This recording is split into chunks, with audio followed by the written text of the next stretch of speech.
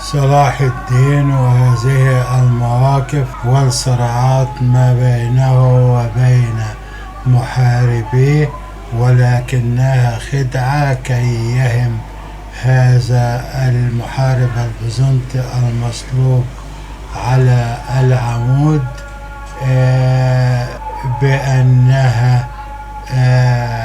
بأنه سوف يعدم أخاه وينتهي من شقيقه، وهذا هي خدعة قام بها كي يبلغ بهذا النبأ، يخبره لبليان حتى يقوم بالاحتلال إبلين أو السيطرة على إبلين من بليان كما قال، وكما يهم بأن يأخذ إبلين وغيرها حتى يصل إلى القدس. وهذه الأمور معروفة لدى المتابعين.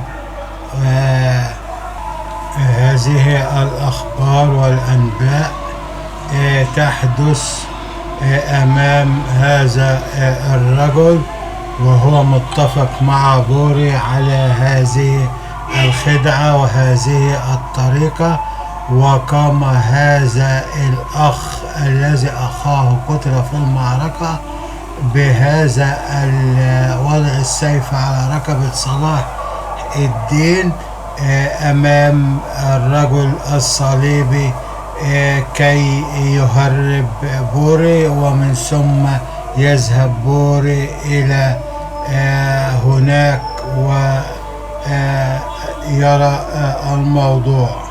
صلاح الدين الأيوبي يستجيب إلى هذا التمثيلية التي قام بها لإغراء هذا الرجل المصلوب على العمود، ومن ثم سيذهب إلى غيره ويتكلم مع بليان ويقنعه بذلك. هذه خطط حربية يقوم بها صلاح الدين مع محاربيه أمام هذا الرجل، وسوف نتابع معكم هذا الموقف. والرجل هنا ينظر باستغراب، وإن فتحت فمك هذا مرة أخرى ألقى عليه الخنجر، لأنه قال بأن صلاح الدين من تسبب في ذلك. وهنا كل هذا مواقف مسلسلة ومن وحي الخيال بالنسبة لصلاح الدين، بل من وحي الخيال أصلا حتى نعتقدها حقيقة في التاريخ، ولكنها شيء ممتع ويسلينا ويجعلنا نندمج مع المسلسل ونفهم هذه الصراعات على حقيقتها وكذلك. فالله أعلى وأعلم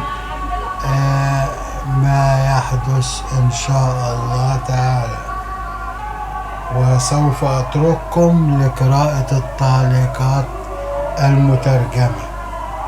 والسلام عليكم ورحمة الله وبركاته.